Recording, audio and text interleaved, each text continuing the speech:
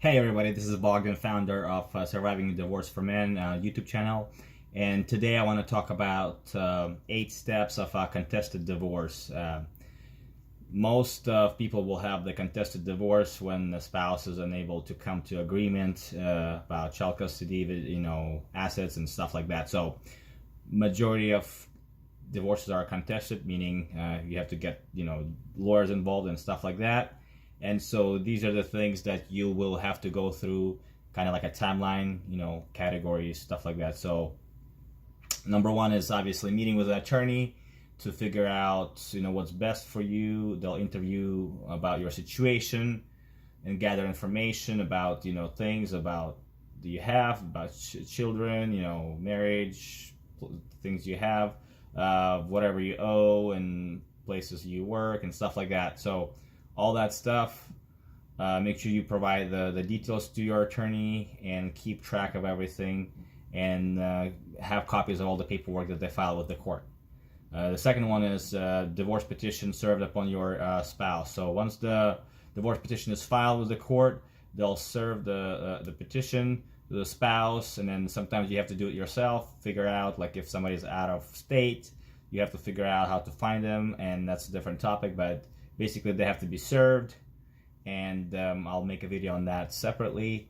And basically you have to serve the other person, make sure they know that the divorce has started, unless they served you already. And then the third one is your spouse responds to the petition, and then within 30 days they have to file a response, and then figure out what they want, and respond to your things that you asked in a divorce. And then your case will proceed to a discovery and settlement stages. So next thing is discovery, where you have to basically give details of everything you have, social security earnings, your earnings at your job, pay stubs, tax copies of paperwork, everything else, everything that you owe, all the bank statements, credit card statements, everything, basically everything you have, all the spendings, all the car titles, insurance copies. There's a long list of stuff. Some of the things in the discovery, they'll be asking you about copies of your Facebook and some other nonsense. You don't have to give everything they ask. So some of the things you do have to give, a lot of things you don't. So talk to your lawyer. You don't have to give them everything. The settlement is number 5. Most judges will encourage the spouse to do agreement before a final court date. That way you don't have to go to trial. And then if you don't agree with that, you go to trial, which is number 6. During a trial, each side will be able to put on witnesses, cross-examine the other side's witnesses, and then do the closing arguments.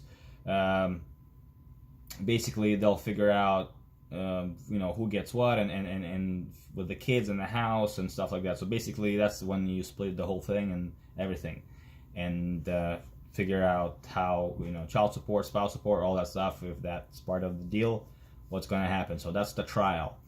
And then after the trial, post-trial motion, after the trial is over, the judge has signed the order. The party has 30 days after the order is signed to file a post-trial motion. And then the other party has 30 days to respond. So basically it's a 60-day process after the trial. Post-trial motion, if approved by judge, would allow you and your attorney to argue why you believe a ruling made by the judge is unfair. And then after that, if it stays, then you go to appeal.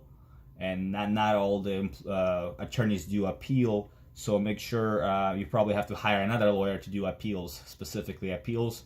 They have appeals attorneys. So post-trial, if the post-trial motion are denied, notice of appeal must be filed within 30 days of the final judgment, or the 30 days after the post-trial motion is denied. And then the party seeking the appeal will have a few months to file a lower court record, and basically the other party will have about a month to file a response. In most states, the parties will be granted the oral argument, and then the court will make final decision. But again, for the appeal, they usually don't go over, like, if the judge had an opinion of something, it's not appealable.